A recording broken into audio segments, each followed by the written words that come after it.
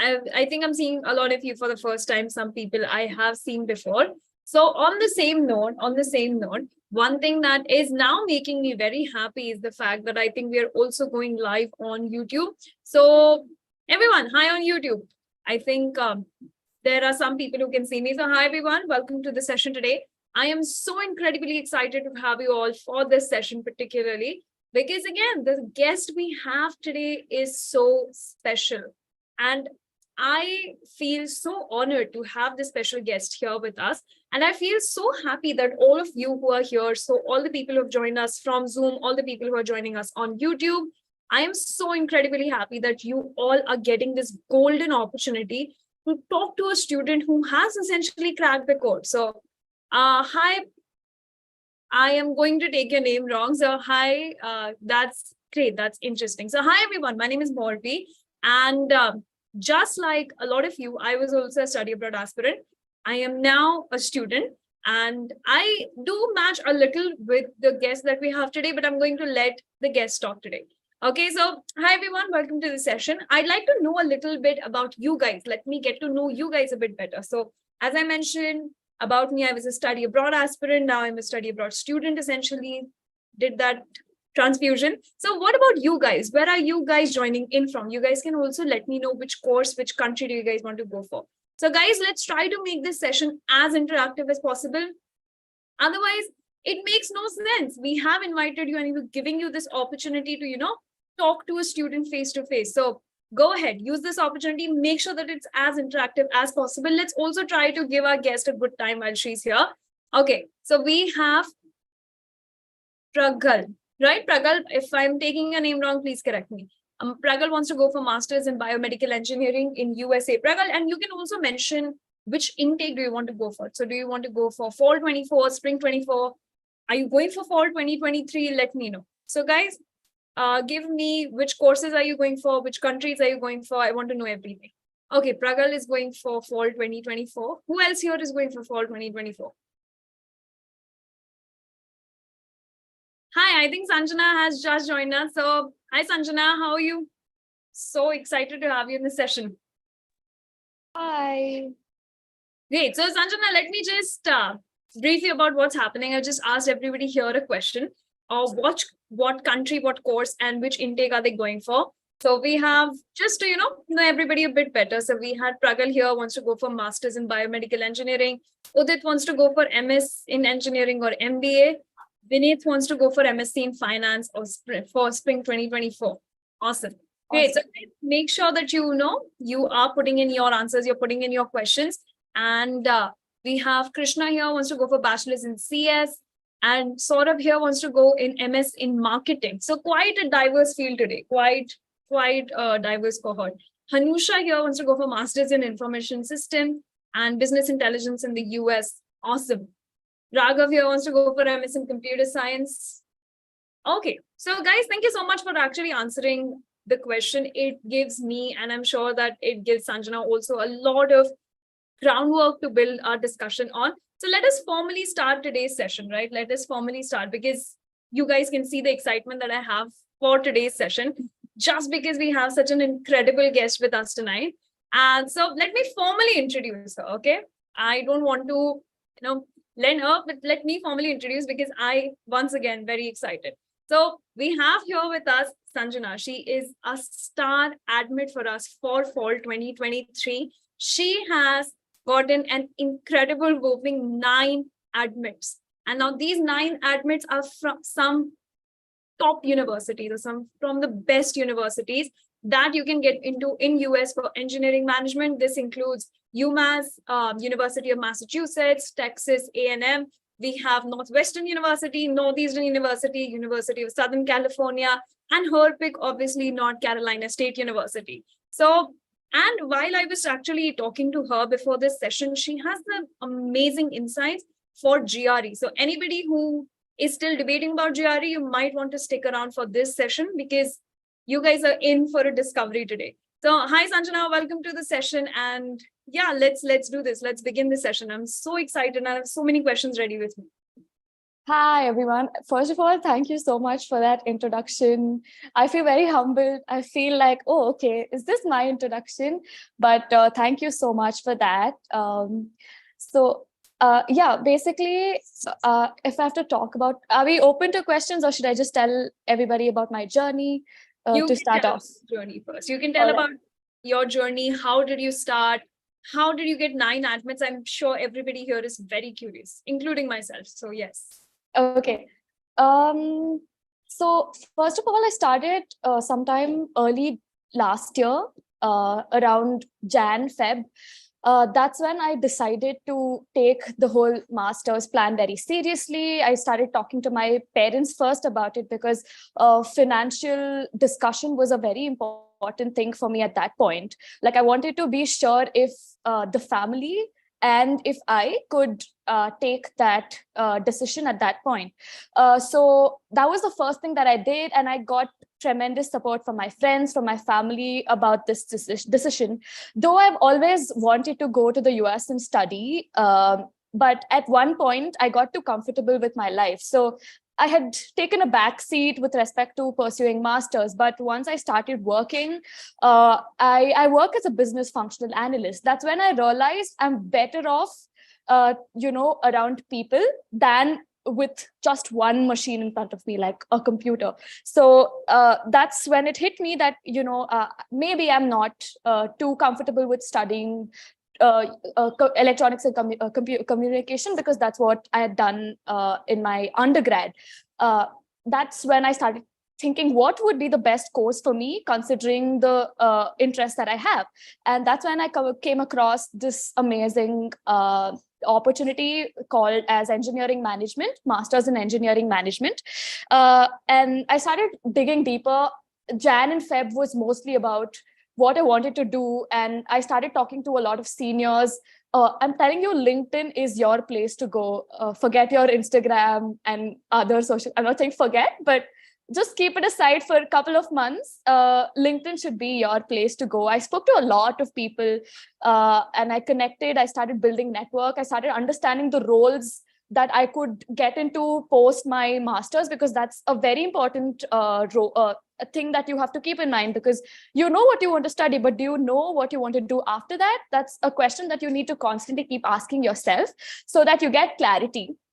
And I took 45 days to finalize my course. And then that's when I actually took Yocket's help. Like I wanted to understand what would be the best universities for my course.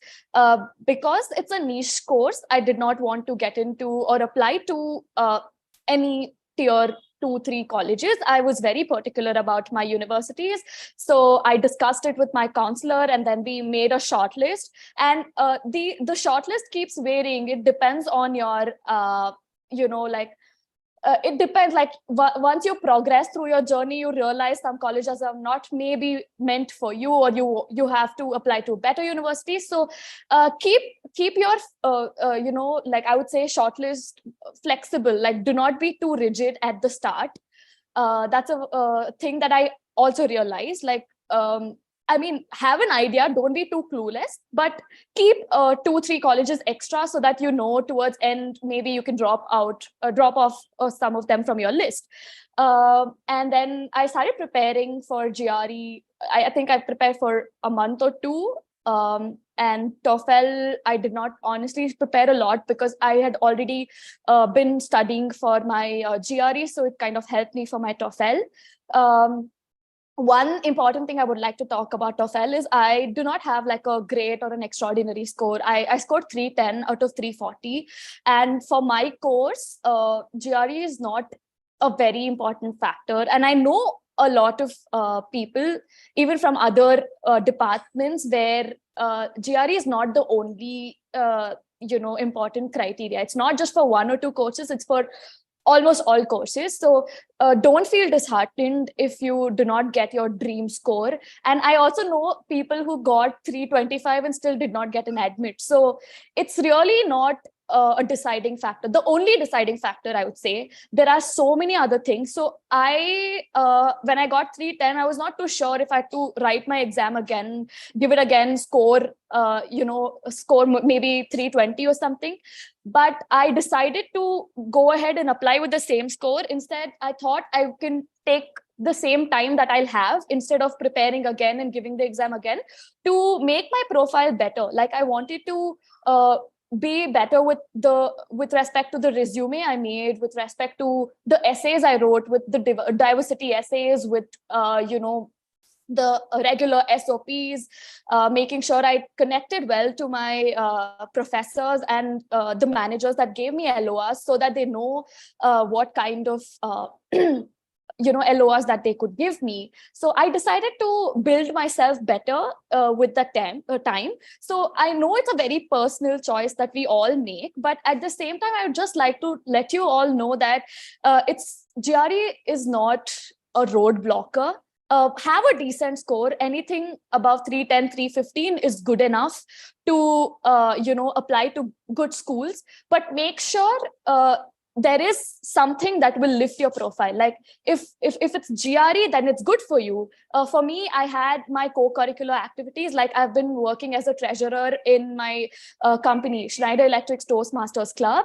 And I'm also working as a communication lead in one of the clubs. It's called Voice of Workforce. So I knew that I could defend myself or uplift my profile because of these things. So make sure you analyze your profile overall, because that's what even the admission office would do by looking at your profile. So that's a little bit about my exams, GRE, and then TOEFL it went well. And my idea was to score really well with respect to speaking, because I heard from somebody that if you do well in TOEFL speaking, the chances of you getting a TA position or an RA position increases. So I wanted to focus on that, and I scored a 30 on 30 there. So it just helped me it made my profile better, I would say. Then comes writing my SOPs. I started writing my SOPs a little before giving my exam, because I wanted to make sure all my thoughts were put into a place. It was the most crude form of my thoughts at that point. But it was important because it genuinely was what I felt at that point. And after my exams, I started making sure that my essays took a good shape. That's again where the Yocket consultancy came in. Best part about it is that they don't handhold you, like they don't write your essays, which is very important, because one thing I realized is when you write your essay, that's when you actually know what you want to do. And that's a very beautiful process of you understanding yourself, understanding the course and what you want to do in your future. So I would say, while I was writing my SOP, it made it even clearer for me about my future, about my course, about the specializations that I wanted to do. And before I started, I reached out to my counselor. I asked them what are the important factors or key things that a good SOP would have. And once I had all these important discussions with my counselor, I started drafting my SOP. And once my first draft was ready, I got on a call with my counselor and my editor, and we did a review. And there were a lot of changes that were suggested to me. And then we did a second and a third review. And once I did that, I realized how the essay has actually developed over the reviews and discussions that I had. So one thing I would like to say is, before you get on a discussion with anybody, or before you look at any friend's SOP, because it's very natural, you would look at somebody who's already in the US, you'd ask them to send their SOP so that you know where to start, how to go about it. But I would say it will influence your thoughts somewhere. So before you talk to anybody, make sure you put in your original version on a paper somewhere, so that you are not getting disturbed at any point. Like your thoughts are original, you are true to yourself, and maybe later you can look at somebody's SOP and see how they have brought out their self on paper, and you can try to, take inspiration from them. So I think the first thing would be to, without getting influenced, put in your thoughts on a document to start off. Yeah, so that's about SOP. Yocket will review your SOP. They will not write it for you, which is a very good thing. It's because a lot of people kept asking me, is your consultancy writing your SOP? I'm like, no, they're just going to help me review it, and they're going to tell me what is right, what is wrong. So I think that's a very good thing. That's about essays, and the same thing happens with your diversity essay. So it's a similar process that we follow. Some of the universities don't ask for diversity essay. I remember Purdue asking me for a diversity essay. I wrote what I felt about. I actually wrote something about my childhood, which was very personal, that I put in the SOP. And I was told by my counselor that admission department there at Purdue will like it because it's original, personal, and it's I haven't copied it from somebody or from any source. So I would say don't think anything is trivial. As long as it's personal, I think it's more appreciated when you're writing an essay. That's about SOPs. And about my resume, again, when I started off with my resume, I still remember it being very college level resume. And then I was told how to specifically curate one for each country. So one good thing about one important thing before you start with anything is to finalize your country, because it makes your journey a lot easier, because you have to curate your profile for that particular country. I was confused between Australia and US for my course, because Australia has a very good MOM program. It's called Master of Management, and US has a very good MEM program. So I was very confused between these two, and I did not want to put my step in both the boats at the same time. So I decided to go ahead with US. So I would suggest all of you to first decide your country, because each country has their own way of writing essays and making your resume. So it just makes it easier for you guys. Sorry about that digression. Now coming back to it's definitely very important, because it also is the fact that different countries are looking for different things. So let's say if you're talking about Australia, so their universities are looking for something different. Anybody here who's going for UK, you'll have to be very academically profound, because UK universities like that. US universities, let's say, like research and practical knowledge. So thank you for actually bringing that point up, because that was really important. I think we were talking about this in the morning as well. Curating your SOP one by one, brick by brick, is really important. So continuing your thought on the resume. So I think a lot of people here are working professionals, and I'm sure that when you started, you must have been a working professional as well, considering you have 2 years of experience. So how does that build onto your resume, and what are some things that, let's say, anybody here who's going for fall 2024, who is a working professional at the moment, what are some things that they should include and some things that they shouldn't include from your personal experience? Okay. I would say it depends on the course. Obviously, I can talk about my course. I had to include a good amount of leadership experience that I had, along with the technical experience that I have with respect to my role. And I also included projects that could translate to what I would be studying in my current master's program. Since engineering management involves both sides of the world, managerial as well as technical, I put in the co-curricular experience that I had. And also the role that I have. As I told you, I'm working as a business functional analyst. So I have to do a lot of risk mitigation, investigation, stakeholder mapping, engagement. So all of these are actually building blocks of engineering management, if you see. So even when I started my SOP, I started off with talking about these building blocks, how at one point I did not know that these are important pillars of engineering management. But only after I dug deeper into my course, I realized that they actually translate into the degree that I'm going to do. So I would say if you're going to pursue computer science, because I interact very closely with my friends who are also going to pursue computer science in NC State, I saw their resume being very technical. At least some of them who want to specialize in a particular field like analytics or something like that, they spoke about the projects that they did in that particular field, because it makes sense. Otherwise it'll just add to your profile. It'll tell them that you know about it, and you don't know everything about it, but you also know something that will give them an impression why you want to study about it further.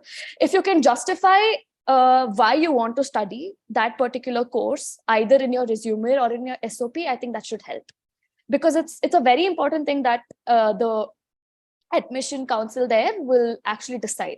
So I would say have a good mixture of technical stuff, and also couple of CSR or any other social groups that you're a part of, at least in one bit of your resume. That will really help. Yes, 100%. See, so that is what I was telling everybody here, even before you joined in, that everyone is here for a huge ride. Because as we were speaking in the morning, one thing that you made sure that we wanted to talk about was that GRE is not a deciding factor. And at Yocket, because we're India's largest study abroad platform at the moment, we see so many students coming in with apprehensions of either my GPA is not good or my GRE score is not good. Even in my case, I was switching my major. So my major is completely unrelated to what I'm doing for my master's, right? So we get a lot of students asking those questions. But it's really important. I think we had a similar question by Sameer Lalwani here, who asked that apart from GRE, what are the things that we should consider? So GRE is one thing. Okay, let's say we messed up GRE. Now, GRE is not an option for us to put on the profile. What are some things that we should put on the profile? Something that you should put on your profile, I'm sure they will consider your CGPA. So it could be a little late for some people because we've already graduated. So there's nothing we can do about it, but it's okay. Just give in your GPA, because you cannot not give your GPA. It's not an option like GRE. So you can put in your GPA. I think SOP is a very, very important factor. Making sure that your SOP is top notch is very important. And make sure you answer any of the other optional questions or essays that they ask you. That's very, very important, because it shows that you're putting in effort while filling an application, and you want to be considered for anything extra that they can think of. I remember some of my friends not applying to NC State because they'd asked additional 5 or 6 essays. It's very exhausting, especially when you're thinking of considering applying for 7, 8 universities. It becomes very taxing, but make sure that you do all of these things, because it makes you stand out. Like, imagine I did not do it, like I wouldn't have gotten into NC State, and just by writing it I have an upper hand compared to my other friend who did not give that essay. So just by attempting it, it just makes you or puts you in a better position. So make sure you answer all of these additional questions, and don't just answer it for the sake of it. Again, make sure you make sense when you're doing it. And LORs, it's very important that you talk to your professors and your the places where you're working. Make sure you get it from somebody reputed, somebody who knows you, not just any other random person in your organization or your colleges. I got it from the chief technology officer from the place where I was interning, and my manager, and another professor of mine whom I had worked under for my project. So make sure there is some connection between you and your professor or the person who's giving you LOR. So that's very important. Your CV is important. I think these are some important, main things that I can think of at this point. Right. That's completely correct. And what you mentioned, I think this is the reason why we like to have people who have essentially, I'd like to call it crack the code, because these small nitty-gritty things that you cannot work around unless and until you've either been through the process, you've been through the grind, or there's somebody who's actually told you. So yes, exactly. Optional essays, anything that says you don't have to answer, still go ahead, guys. Answer the question to the best of that ability, because you essentially feel it that it's another window beyond that 200-word prompt where you can actually showcase your skills. So go ahead and do that.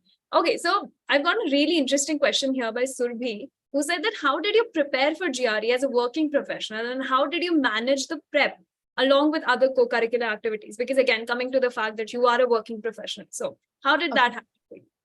I think the key is to start early. I did not try to push everything towards end of the deadline. I started last year, early last year. That was March. That's when I started prepping. I would do around like 2 hours or 3 hours of prep every day along with my work. Either wake up early in the morning or after my working schedule, like maybe 6 or 7 in the evening. So I think the idea is to give yourself time for the whole process. Just prioritize. I would say prioritize studying over your other things. Like sometimes I would skip going out with my friends over weekends because I wanted to prep for this. So like weekends I would try to compensate for, a couple of days when I had a very bad schedule at work. So I would say 2 or 3 hours prep every day should actually be good enough. And when I would travel to office, I would just cram the GRE words on my way. And like you have flashcards on your mobile now. That there are so many options. I think it actually just makes it easier for all of us. 2 hours, 3 hours of prep on weekdays and weekends, I would actually end up spending like 5 hours or something. I would give myself mocks over the weekends just to see where I am. So yeah, I think that was how I went about it. That's great. That's great. I never got to give GRE. I was too intimidated by GRE. But I have always, even for when I was giving my IELTS score, when I was giving my IELTS exam, one thing that I knew was to make sure that I'm giving as many mocks as I could, so that, you have a better understanding exactly of where you're standing. So now coming down to the point that, you've mentioned such amazing things about Yocket, that Yocket, we do not write anybody's SOP, we do not write anybody's LOR. And actually one of our lead counselors, one of our counseling manager here at Yocket, Fiona, always says that it's a therapeutic meditation process almost, where you get to know so much about yourself. So when you were searching, I'm sure when you started researching and you knew that you had to study abroad, through that journey, what was a point where you came across Yocket, and what made you stick to Yocket and trust us to help you study abroad and help you reach such amazing universities that you've reached? I again got the contact from one of my seniors who's doing engineering management at Purdue. So I was just talking to her about my plan, about what I want to do in future. And she told me that I could actually just go on Yocket. This is even before I subscribed to the premium package. So she told me just put in your profile details and then it gives you the prediction percentage, etc. So I was very curious about that. That's where I actually started my journey with Yocket. But I thought maybe I should not limit myself just to this. I knew I needed somebody to give me the right direction, like not to handhold me, but at least tell me what is right, what is wrong. And that's when I decided to go ahead with Yocket. And yeah, I first spoke to the counselor from the sales team about what Yocket does, what are the services that are offered. And after I actually spoke to her, I was confident, I was happy that, yeah, maybe this could be the right thing for me. And along with a friend of mine, we decided to go ahead with Yocket. And now both of us are going to NC State. Oh, that's so great. That's so great that both of you friends are going together. That's awesome. Yeah. So I always say this, that all of the best success stories with Yocket and Yocket always start with a phone call. And it's always the phone call directly directed to one of our counselors who tell you about what we do, what are things that we do differently, and what can we do for you? Because obviously each student is unique. Every story is very unique in on itself. So since you are here, I also wanted to give everybody this opportunity to make sure that, they're bagging this opportunity and going and talking to not only you, but then getting that personalized touch by talking to one of our counselors. So guys who all are here, as Sanjana mentioned that, that point where you're obviously a free user, you're looking at Yocket, which is a great site, but at one point if you are dedicated and if you want to get into top universities, you have to get that extra move and you have to call a counselor to make this entire process so much easy for all of you, since Sanjana is here and I wanted to make this session extra special. So I have a form link for everybody. Anybody who wants to talk to a counselor today, go ahead, fill this form. It's just a basic preliminary form which will help us understand your country, the course that you want to go for, the intake that you want to go for, and finally, the time that you'd like to talk to a counselor. So our counselors will get back to you and help you understand on what you can do and all the amazing possibilities that you can actually reach. So Sanjana, now diverting back to you guys, I hope that everybody is filling in the form till the time that I'm asking the question. So go ahead, fill in the form. So now down to you. If you had to pinpoint some of the best things about Yocket, for me, let's say especially, I'm going to say it's my counselor at times, because I was losing a lot of motivation. I was losing a lot of hope. And my counselor could keep calling me that, listen, you have a deadline, you have to meet it, you have to write your SOP. So what was that special touch for you that you felt that was really great at Yocket? I especially like the editors for my essays. I think Narayan Rao sir was my editor, and he was amazing. Like the kind of positivity that he gave me was really, really nice.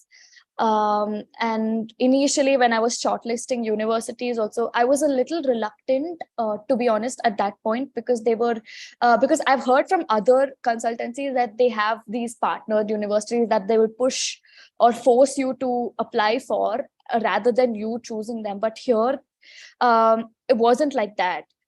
It was more of a mutual understanding or a discussion that we did, and I think I almost applied to everything that I wanted to. It was, I think none of the universities were, like forced or asked or recommended. I mean, it was definitely recommended, but was not forced upon me. So I think that was a very, very good thing about Yocket. And recently I started my visa procedure. So my counselor was very sweet. She told me that we're going to have mocks every 2 days until the slot or my interview date. So I think these three are going to be some of my favorite moments in my journey with Yocket. That's so sweet. And everybody talks about Narayan sir. I've also had the opportunity to talk to him, and oh, he's a gold mine of knowledge in on himself. And most of the things that I know have come from him or my counselors. So guys, if anybody can, I would highly suggest just, having a 15-minute conversation with Narayan sir. You'll get so much clarity on what an AdCom and admissions committee is looking for. What are these universities looking for in students? What do you need to put on your SOP? What you should avoid on your SOP? If you can, go ahead, talk to Narayan sir, if you can. So we've got this really pretty question. Actually, I wouldn't call it pretty essentially, but a really interesting question by Surbhi. And that is another question that I wanted to ask you, is that why did you choose NC University? Why did you choose NC State? Oh, okay. A lot of people have asked me this because I've gotten into USC, Northwestern, UMass. But again, there are a lot of factors when it comes to finalizing your university. Main things for me were living expenses in LA being super high and inflated at this point. It was a very personal decision that I took about USC, though it's a brand in its own. But even the MEM course there is. It's good. It's really good, but it's not the best, at least for the price that I'll be paying. NC State is, I feel, is going to give me a better MEM exposure and an experience altogether, because though it's a new kid on the block, it started very recently. Earlier, it was called a supply chain like management, like MS in supply chain, and NC is known for its industrial engineering department. So this is more like a child or subset of the parent branch. So I feel like because it's still affiliated to the industrial engineering department, it'll give me a good exposure and everything else. And it's also, I think, the location, Raleigh, and Raleigh is the city where it's located. It's very pleasant with respect to weather. It was also another important factor because I am from Bangalore and I'm spoiled by a very good weather here. So living in Chicago with negative temperatures is not my scene. And that's also another reason why I did not go ahead with Northwestern. Also with the fees being super high there. So I think NC State was a very optimal choice because it ticks most of my checklist items on my checklist, being a good curriculum. It has a very good coursework. Importantly, it's very flexible. I can take courses from MBA school, from business school, and even from my engineering schools. So basically, flexible coursework. It has a co-op opportunity. RTP, Research Triangle Park, it's in the Triangle Raleigh Durham, which has it's actually an upcoming IT hub. So with respect to job opportunities, also it's good, and the part-time opportunities on the campus is tremendous. So I think all of these factors sort of inched me towards NC State. I was on mute. Okay, so exactly. And one more thing that I think you mentioned in one of the conversations with my colleagues, that you really like the curriculum. And that's something that I want to point that, again, we kind of settled the debate between is GRE important or is SOP important. So do you think that a ranking for a university is more important than your liking or the curriculum? Because the reason I'm asking is I've seen a lot of students kind of get into top universities and feel that they are obliged to go into that university even if they do not align with the curriculum. So what's your take on that? So this was a debate that I had in my head for a very long time between Texas A&M versus NC State. So if anybody here with engineering management as their plans in the future will know that Texas A&M is not really known for the course, though it's better ranked than NC State. But I would say I had to choose NC State majorly because I knew that I want to have a better experience. Like I wanted to have a better coursework, because here, as you told, I did not want to, just push myself through this rigid curriculum that Texas A&M had. Like, I know it's a very good school. It's a great school, in fact, for other departments, but I was not into the coursework that they had. So I had to choose this. So for me, because masters, it's a big decision. Like there are so many factors involved. Like you're putting in so much money, you're putting in time, effort. So you want to make sure it's worth it. Like for every dollar that you're spending, for every minute that you're spending, I feel like I wanted to make the best of what the campus had to offer to me with respect to course experience, etc. So that's the reason why I chose coursework over the US ranking for the university. So yeah, that's my take on it. That's great. That's great. And that is something that I think everybody should also be looking at, is not just ranking of one university, but the course or the subject ranking. I know a lot of people look through QS ranking. Guys, also start looking for subject ranking, and start looking for subject ranking in the country, then start looking for subject ranking in the world. This will give you a very good insight into how you should be choosing your universities. But kudos to you. I had to deliberate for 1 week to even choose the campus for a university that I'm applying to, but great, good job for you. Okay, so we've got this question from Sai that should we gain experience or should we go directly for your master's right after you complete your bachelor's? Which is a better thing to do? I preferred going working, because I was not too sure about the course that I wanted to do. I knew it for a fact that I did not want to continue in electronics and communication, like taking up computer engineering for my master's. I had that clarity, but I did not know what would be an alternate solution. Like, was it MBA or MEM? So I needed that good 1 year of work experience to understand what I actually wanted to do. So I would say if you have the clarity what you want to do, and if you are probably going for computer science or computer engineering, I don't think work experience is that important of a factor, because you're already clear with what you want. So you can dive into master's journey right away. But if you're still not sure, don't get into peer pressure and just go and do whatever you want to just because some other friend of yours is doing. So give yourself time, because I know some of my friends who went right after college, some who went after 1 year, and I'm going after 2 years. So all of us work on different timelines. So don't get like, don't get pressurized by looking at somebody else's timeline. Even if you've worked for 3 years, it's still not late for you to go to masters, or 4 years. I don't think it's ever late for you to go for masters. If you have the will, if you have the passion, and if you're very clear about what you want, I don't think it's early or late. So I would say, if you have clarity, please go ahead. If you want some more time, take it, like work, get into communities, talk to people, and build network, and then try to understand what you can gain out of masters, and then proceed. That's a very, very well put answer, because I think I'm getting a similar question by Shobha here, which I'm going to come to in a minute. But I think I got a couple of questions by Albert and a few other people directed to me that they have filled in the form. How will they get in touch with the counselor? So guys, if you filled in the form, the counselor will get in touch with you according to the time that you have mentioned. So please be patient.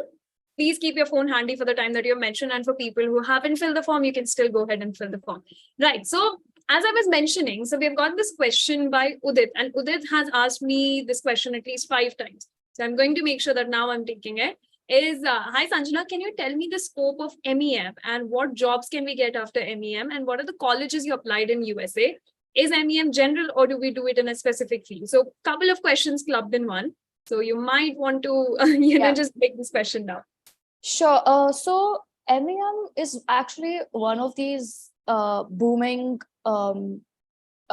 courses in the US right now, considering a lot of people actually want to get into management field, either to up in the get a better position in the ladder, or to make a career switch.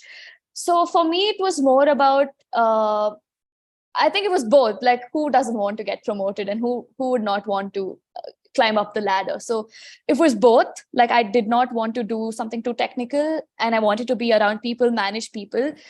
So that was why I chose MEM. And it really is a very good course, if you ask me, especially in the US, because a lot of top business schools are along with the engineering schools are offering this course together. So I would say it's a very, very good degree to consider for people who are not too interested in coding or VLSI, etc. Because I have done both in my in the past, and I did not really enjoy doing too much of both. If I have to talk about MEM, yes, you can do general MEM, and you can also specialize in particular fields. Like supply chain is a very important or in demand track that most people consider, and usually people with mechanical background get into it. But again, it's not a hard and fast rule that only people with mechanical background have to get into supply chain. In fact, I've also considered taking up these subjects in my journey, in my future, like once I get into NC State. But I've decided to go ahead with product management as my specialization, because I have a little bit of experience with respect to project management in my organization, and I really enjoyed doing it. And I could imagine doing this for a longer run in my future. So I want to explore all of these fields, product and project management in my future. There's analytics, there is facilities engineering.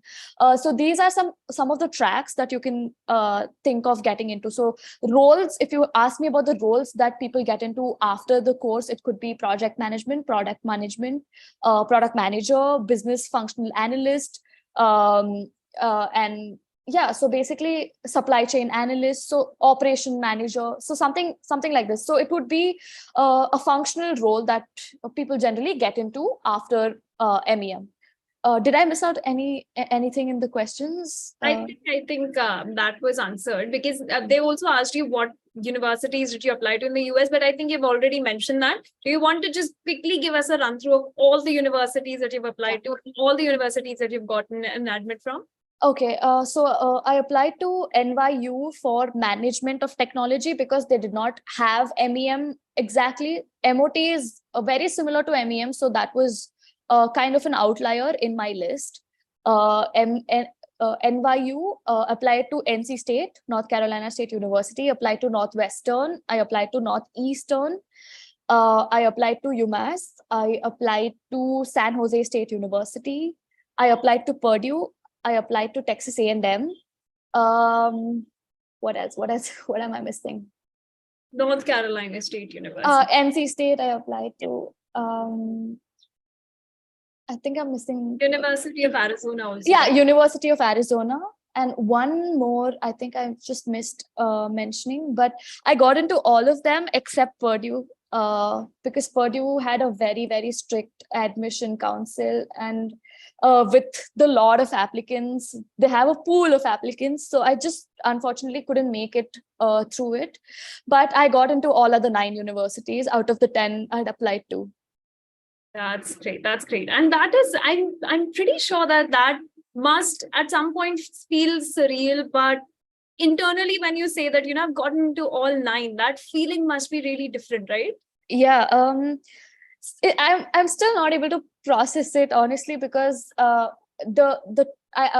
was the first admit that I actually got, and there was a point when I remember telling my parents that even if I get 2 universities, I'll be happy. At least I have an option to choose between the 2 instead of just having one admit.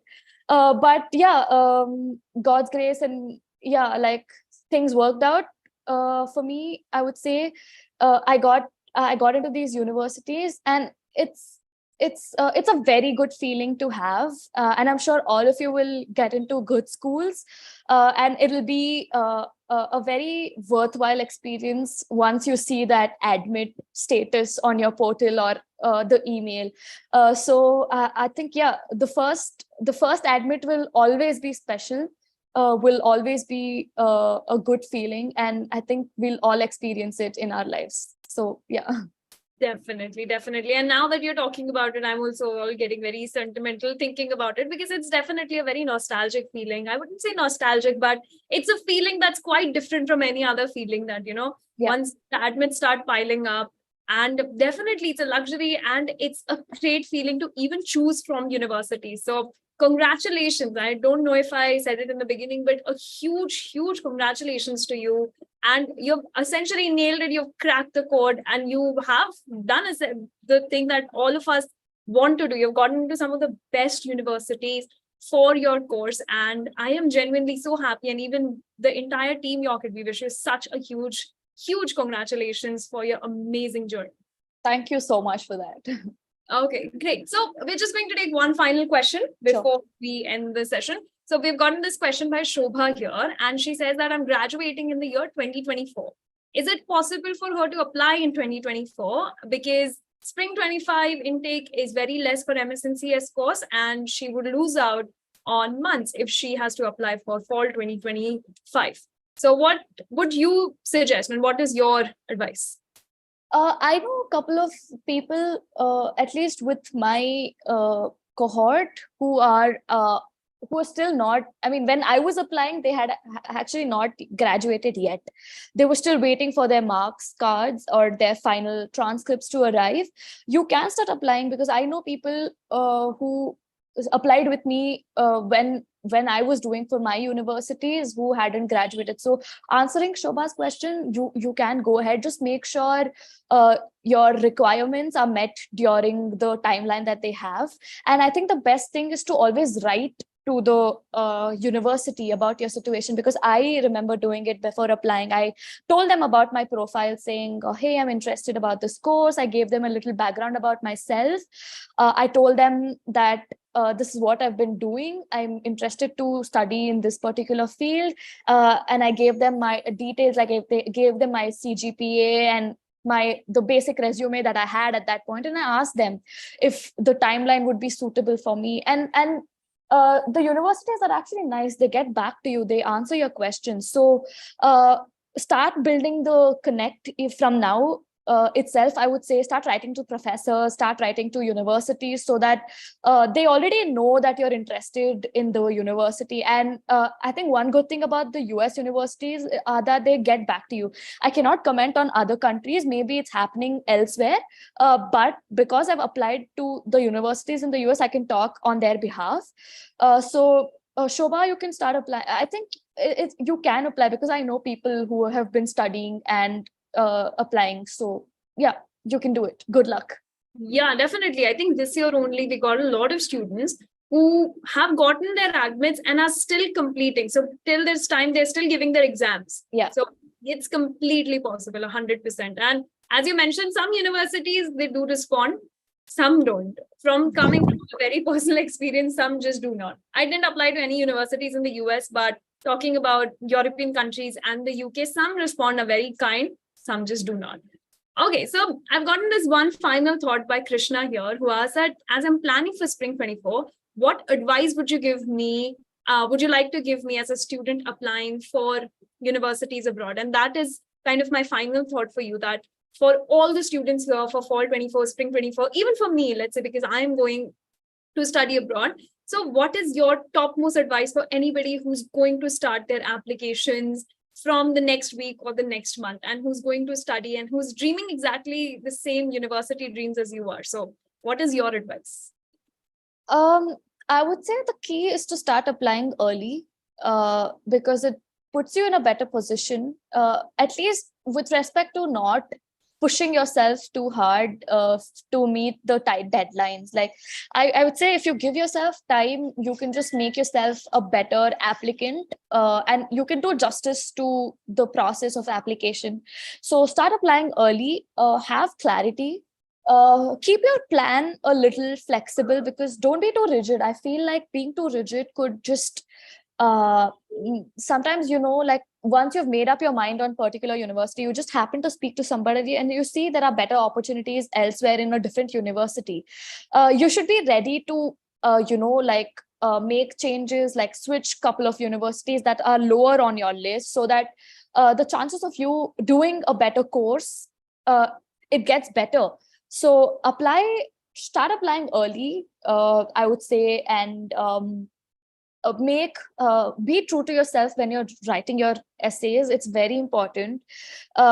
It's not that you have to be a Shakespeare to write the best piece of work. Of course, grammar is very important. Your style of writing is important. The formal way of writing is important. But at the same time, if you can give a personal touch, I would say it's a very important factor, giving a personal touch to your essays, because it shows the university the kind of person that you are, which is very important. Advice, I would say, make sure you apply. Even I was very worried about spring versus fall, but for me, getting internships were one of my important factors. I feel that in spring, the option is a little limited when compared to fall. I'm not saying it's not there at all. I'm not discouraging any spring applicants here, but make sure you have made an informed decision about it, because internships play a very important role. And also, some of the universities are not offered in spring. Like I know Carnegie Mellon does not have openings in spring at all. So do not apply to a university just because the chances of you getting into it in spring is more. Like make sure the university is very good for your course, at least. Internship opportunities are there. There are adequate internship opportunities.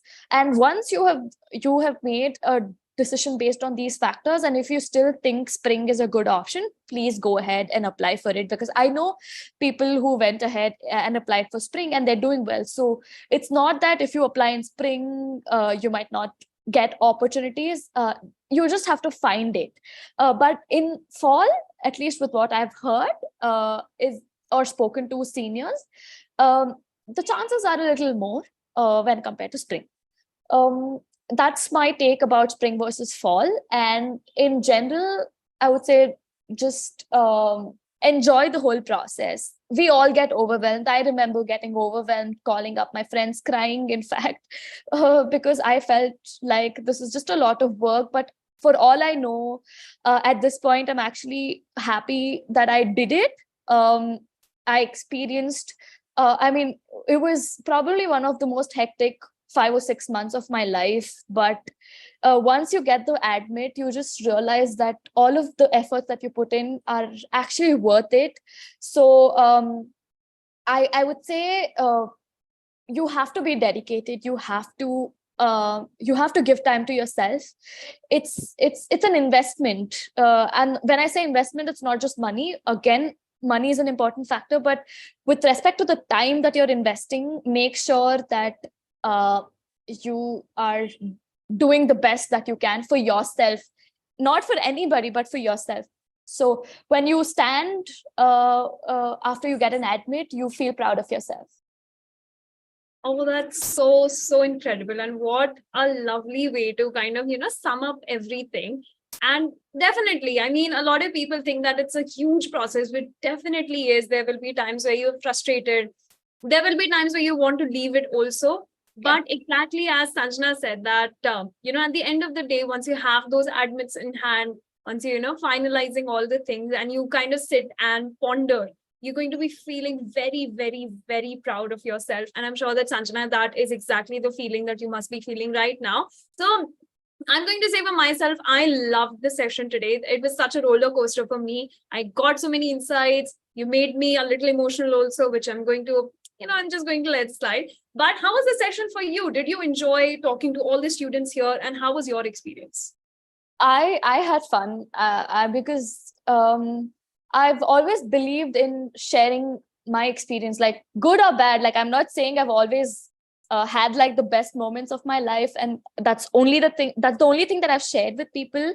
I believe in getting inspired through each other's stories. So I feel like this platform has definitely helped me reach out to a lot of students like me, because I was in a very similar position a while ago, not too long ago.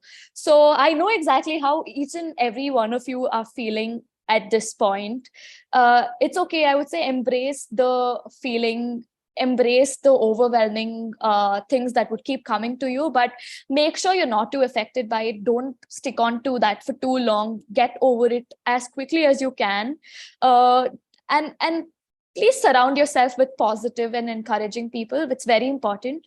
Like I would say my friends and my family, even though they did not know much about the course, or at least my parents, they did not have too much idea about or technicalities of the master's degree, but they were always there to support me, to tell me that it's okay to feel overwhelmed, it's okay to get lost at one point, but it's also important to get back as quickly as you can. So it's very important for you to stay positive. And juggling between academics, master's prep, work, master's prep will always be there. And in life, I don't think there's just one track that you'll be dealing with. You'll have to deal with multiple tracks. But it just, I think, makes you a better person. It just gives you a better perspective about life, about what you want to do in future. So just stay positive, enjoy the whole process, and I'm glad it'll be worth it for all of you. Oh, that's so sweet. That's so sweet. And I'm sure that everybody here enjoyed the session as much as I did, as much as I'm sure, Sanjana, you did. And from everybody here, I'd like to extend this very huge congratulations and a very huge thank you for coming down and talking about all of these things, because when you are starting, there are most things that you do not know about, and getting guidance from somebody who essentially did such an amazing job at it, it always feels good. So thank you so much, Sanjana, for coming down and also kind of bearing the entire process and the journey for us, good and bad, things that will make us very excited and things that will be daunting for us. So thank you so much for this opportunity, for giving us the opportunity to host you and, talk about all of these lovely things. Yeah, So, I would actually like to thank Team Yocket for having me here. When I actually got a call about it, I was like, am I really invited as a guest speaker? Because it felt very nice, actually, to be honest. Like, I felt very happy about it. because I've just spoken to somebody in bits and pieces, but this was about summarizing my whole journey. And I was, even before attending the call, I did not want to be too over prepared because I knew I would miss few points. So I wanted to actually do some things on the fly. And I hope I've done justice to the session here.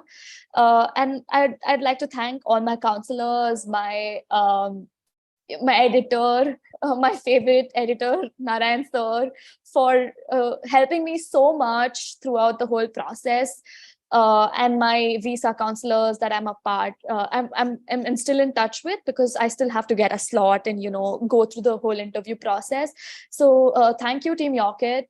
Thank you for having me today and for helping me through this whole journey. And I'm really grateful. Okay, awesome. Thank you so much once again. And congratulations, Sanjana. We actually hope to have you again for some of the other session, so that I'm sure that there's a lot more things that a lot of other students can get benefit from. So we're going to have you again shortly. And for people, you just have final 10 seconds to fill in the form. For anybody who wants to embark on the same journey as Sanjana, 10 final seconds for you to fill in the form, and then we shut the session. So thank you so much, everybody, for joining the session, and for people from YouTube who have just joined us. I can see that a lot of people were coming in from YouTube as well. So thank you so much, guys, on YouTube. Thank you so much, guys, on Zoom for joining us. And it has been such a lovely, lovely, lovely, amazing session. Thank you so much, Sanjana. Thank you so much, everybody. And all the very best for your journey, guys. All the very best for your application. So with that said, thank you so much, everyone. And I hope you have a great, great evening today. Good luck, everyone. Thanks for having me. Okay, awesome. Thank you so much, everyone. Bye-bye. Have a great evening. All the very best to everybody for their applications and everything. And yeah, we'll see you again some other time with some other amazing webinar, some other amazing event. That's it. Thank you, everyone. Bye-bye. Have a great, great evening. Thank you so much, Sanjana, once again.